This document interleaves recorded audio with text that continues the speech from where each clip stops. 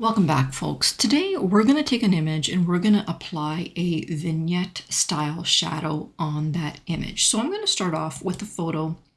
Here's the photo. It's a beautiful photo of a couple. And we're going to go over to Edit and we're going to go over to Adjust. And at the bottom of Edit and Adjust, there is an option here to automatically edit your photo to add either a white vignette or you can add a black vignette. And that's what that black vignette would look like. It's got those shaded corners that make it kind of look old and refined. Now we can also crop this image if we needed to, and the vignette would just automatically adjust in the corners, which is fantastic.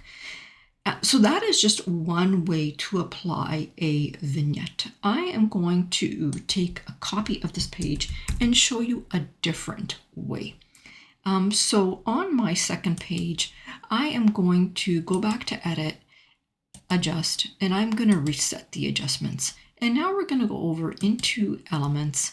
I'm going to go to my recently used, and I'm going to grab this element. This is a vignette element that you can search for in the Elements section, and you can grab it. And the only downfall is that you have to adjust this to your actual photo. So if you crop it, what will happen is you're cropping out those black edges. So that's what that would look like. So this is our second option.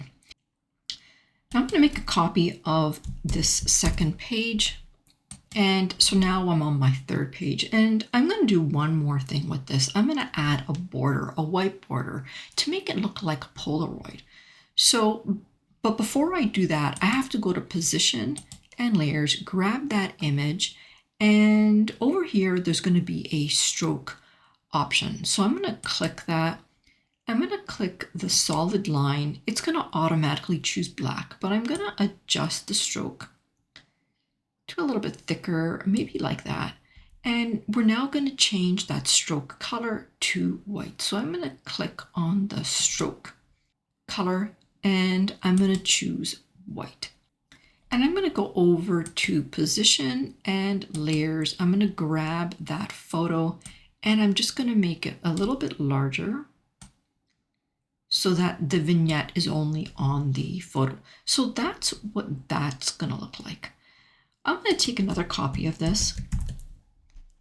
And of course, I'm going to ask you to tell me which one do you like better. We're now going to grab this and I'm going to add a little bit of a shadow behind this Polaroid, kind of to make it pop. So I'm going to go back to Elements.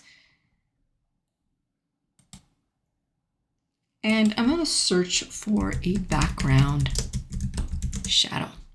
I'm going to go into Graphic Elements, and this is what I'm looking for right here. And I'm just going to place this on the bottom right corner, and I'll make it just a little bit larger. I'll go to Position and Layers. I'm going to grab that shadow and bring it all the way behind my photo. So that's what that's going to look like with a little bit of a shadow. Now, I want you to let me know which one of these do you like the best? Did you like the one with the in-house vignette style? Did you like the element vignette? Do you like the border around the photo that makes it look like a Polaroid? Or do you like that shadow lift effect behind the Polaroid? Let me know in the comments which one that you like the best.